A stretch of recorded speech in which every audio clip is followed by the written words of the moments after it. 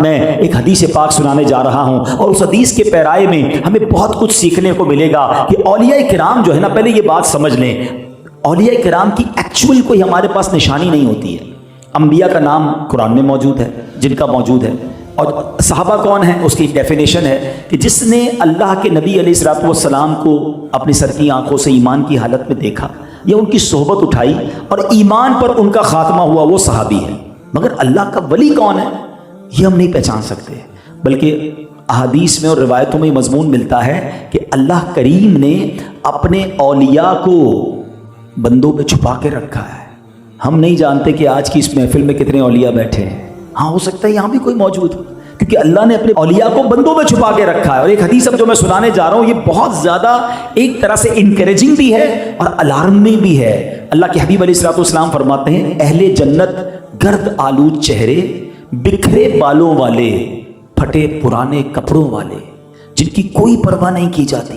یہ وہ لوگ ہیں کہ اگر بادشاہوں کے پاس جانا چاہیں تو انہیں اجازت نہ ملے، عورتوں کو نکاح کا پیغام دیں تو انکار کر دیا جائے، جب بات کریں تو ان کی بات نہ سنی جائے، ان کی ضروریات ان کے سینوں میں مچل رہی ہوتی ہیں۔ یہ ایسے جنتی ہیں کہ بروز قیامت ان میں سے ایک کا نور بھی تمام لوگوں پر تقسیم کیا جائے تو تمام کو پورا ہو جائے، ایسے لوگ ہوتے ہیں۔ تو اب اس پوری بات سے جہاں ہمیں اپنا عقیدہ، اپنے عقائد اور جو ہمارے یوں سمجھیے کہ اعتقادات ہیں وہ کلیریفائی ہو رہے ہیں کہ اللہ والوں سے محبت ہونی چاہیے اور اللہ نے ان کو بڑا مقام دیا ہوتا ہے، وہاں ایک اور بات سیکھنے کو ملے گی جو ہمارے اخلاق کے لیے بڑی ضروری ہے کہ ہمیں ایچ اینڈ ایوری پرسنالٹی کا ادب کرنا ہے۔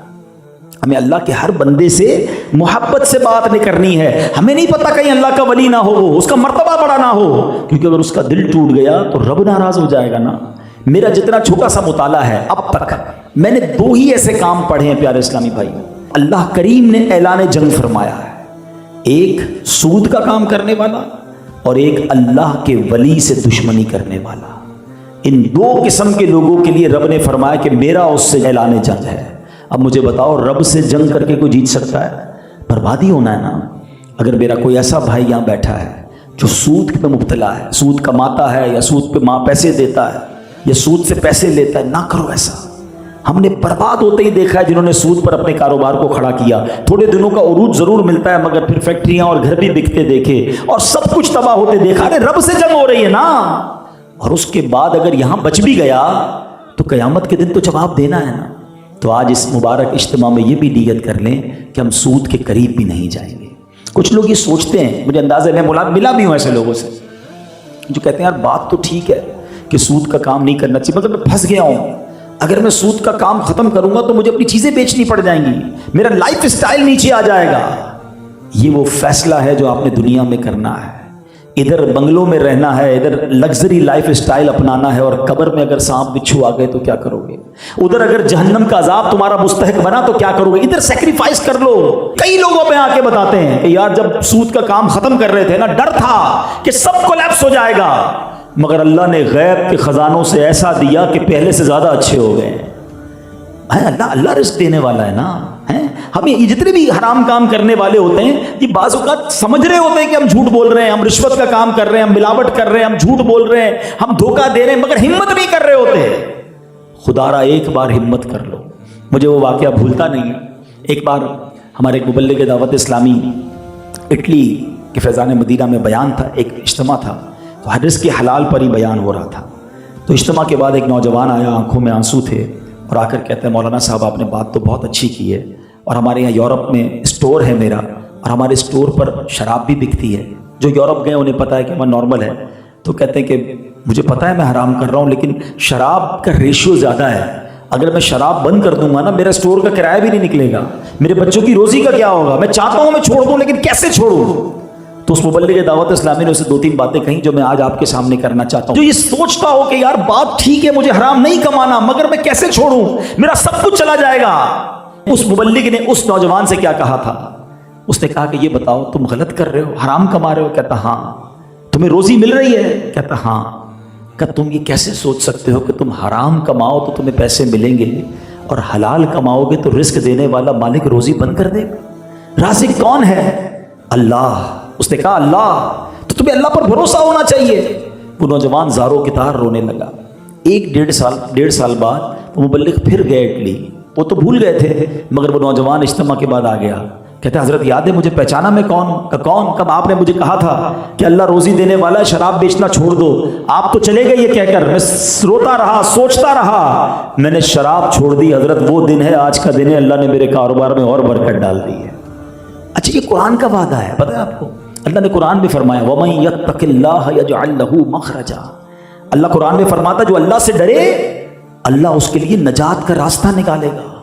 وَمَن يَتَّقِ اللَّهَ يَجْعَلْ لَهُ مَخْرَجًا وَيَرْزُقْهُ مِنْ حَيْثُ لَا يَحْتَسِبُ. اللہ ادھر سے روزی دے گا جدھر تمہارا گمان بھی نہیں ہوگا. بالکل ایسا ہوتا ہے کہ بندے کو اندازہ بھی نہیں ہوتا یہ پیسے کدھر سے آ رہے ہیں, غیب سے آئیں گے, کیونکہ آپ نے ایک حرام کا دروازہ بند کر دیا ہے, اللہ کو راضی کرنے کی طرف چل پڑے ہو. اور آگے اس قرآن کی آیت کا حصہ کتنا پیارا ہے, وَمَن يَتَوَكَّلْ عَلَى اللَّهِ فَهُوَ حَسْبُهُ. جو اللہ پر بھروسہ کرے اللہ اس کے لیے کافی ہے. تو آج یہ پیغام لے کر جاؤ کہ ہم نے حرام کی طرف نہیں جانا. ایک لقمہ بھی حرام کا نہ کھانا ہے نہ اپنے بچوں کو کھلانا ہے. تھوڑا بھی ہوگا اللہ اس میں برکت ڈال دے گا. پیسے بہت ہیں لوگوں کے پاس, سکون نہیں ہے, چین نہیں ہے, نیند نہیں آتی, ٹینشن ہے, کیا کرنا اس پیسے کا کہ لائف ہی ٹھیک نہیں ہے. حلال تھوڑا بھی ہو اس میں برکت بہت زیادہ ہوتی ہے. اور دوسری بات جو ہم نے حدیث سے سنی تھی کہ جو اللہ کے کسی ولی سے دشمنی کرے اللہ فرماتا ہے میرا اس سے اعلان جنگ ہے. اس سے کیسے بچ سکتے ہو کہ سب کے ساتھ اچھا برتاؤ. ابھی تو ہم نے حدیث پڑھ لی نا کہ ایسے لوگ ہوتے ہیں جن کو اپنی محفل میں کوئی نہیں بلاتا. کیا پتا میرا ڈرائیور, میرا ملازم, میرے گھر میں کام کرنے والا, میری فیکٹری پر کام کرنے والا جس کو میں روز ڈانٹتا ہوں اور وہ اللہ کی بارگاہ میں پتہ نہیں کیا مرتبہ رکھتا ہو. آقا نے تو یہی فرمایا نا اس کو محفل میں بھی نہیں بلاتے لوگ, اسے نکاح بھی کرنے کے لیے کوئی تیار نہیں ہوتا. پراگندہ بال ہوتے ہیں مگر مقام یہ ہوتا ہے کہ قسم اٹھا لیں تو رب ان کی قسم کو پورا فرما دیتا ہے. بلکہ یہاں میں ایک مشورہ بھی دوں گا آپ کو. کبھی زندگی میں ایسا فیل ہونے لگے نا آپ کو کہ یار چیزیں بہت اچھی جا رہی تھی, کاروبار بھی ٹھیک تھا, فیملی بھی ٹھیک تھی, every thing is very good, صحت بھی ٹھیک تھی, اور آہستہ آہستہ چیزیں خراب ہونے لگی ہیں. یار کاروبار ڈاؤن ہونے لگ گیا, نقصان ہونے لگ گیا ہے. گھر بار میں بھائی بہن سب بڑی محبت سے رہتے تھے, جھگڑے ہونے بات پہ جھگڑے ہونے شروع ہو گئے ہیں.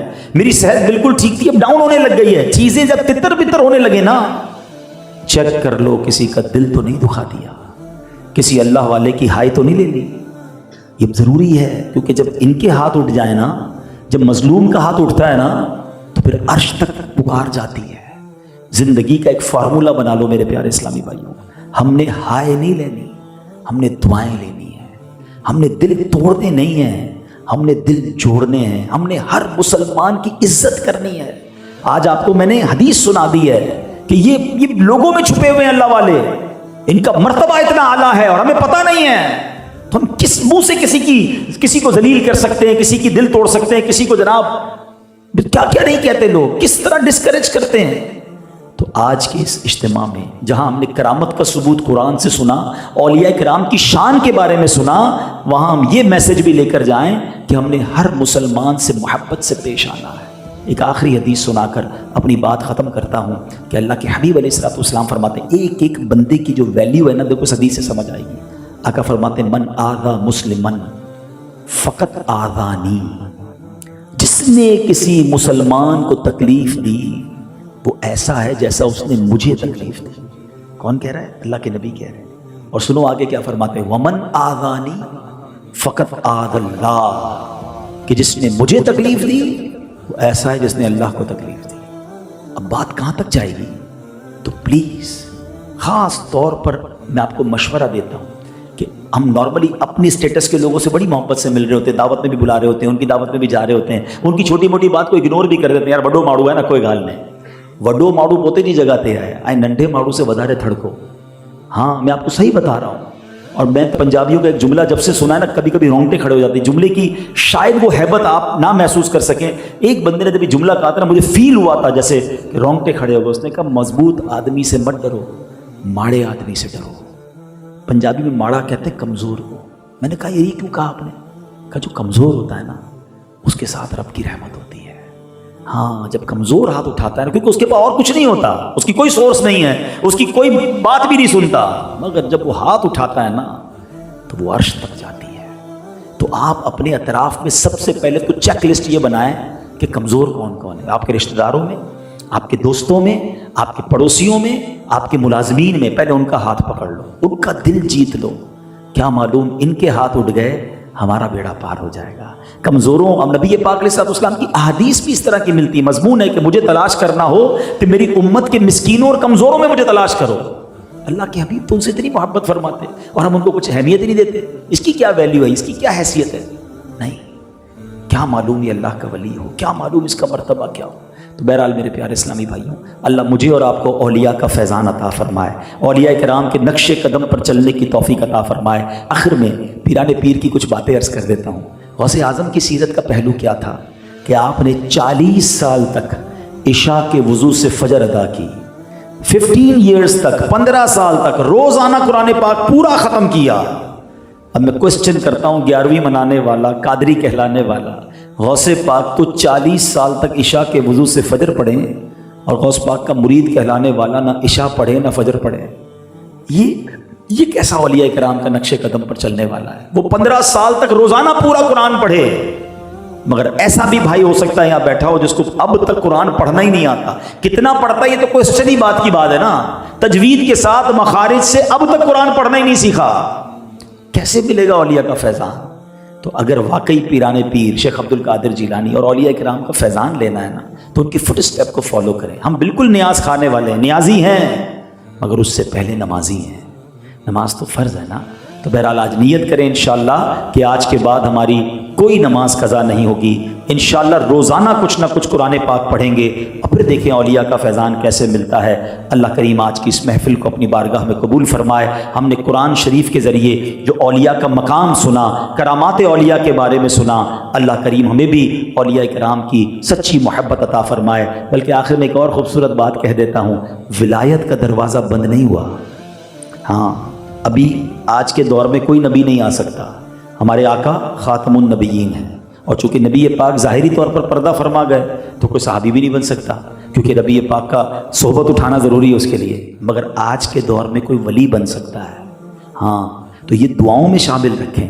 میرے پیر و مرشد کی دعا پر میں آج کے اس بیان کو ختم کرتا ہوں۔ بڑی پیاری دعائیں، ہاتھ اٹھائیے، کیا معلوم آج کے اس اجتماع کی برکت سے ہمیں بھی اللہ اپنا ولی بنا لے، اور اب جسے چاہے بنائے۔ تو اپنی ولایت کی خیرات دے دے، تو اپنی ولایت کی خیرات دے دے، میرے غوث کا ستایا الہی، میرے غوث کا ستایا الہی، بنا دے مجھے